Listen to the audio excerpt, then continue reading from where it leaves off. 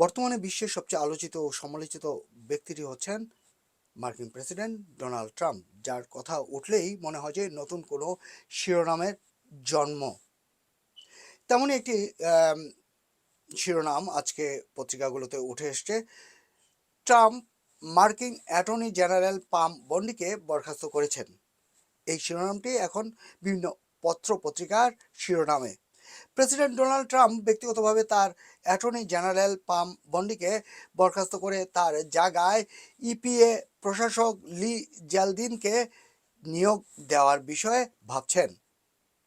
Jeffrey Epstein সংক্রান্ত নথিপত্রের বিষয়ে প্রশাসনের ব্যবস্থাপনা নিয়ে তার সমর্থকদের মধ্যে সৃষ্ট প্রতিক্রিয়া ও ক্ষোভে বিরক্ত হয়ে ট্রাম্প বন্ডিকে প্রতিস্থাপন করার বিষয়ে লোকজনের সঙ্গে আলোচনা করেছেন বলে সূত্রগুলো জানায়।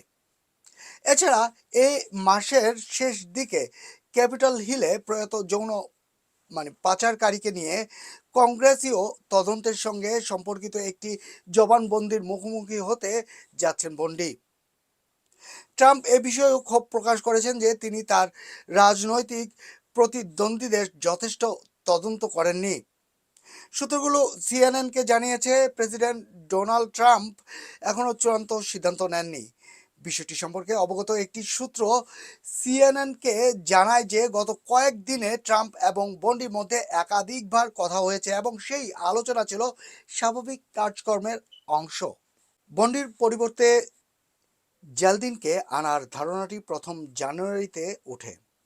তারপর অ্যাপস্টেইন সংক্রান্ত খবর মিডিয়ার আলোচনায় কমে যাওয়ায় তা থেমে যায়। বিভিন্ন কারণে তখন মিডিয়ায় এই আলোচনাটি থেমে যায়, যুদ্ধের কারণেও।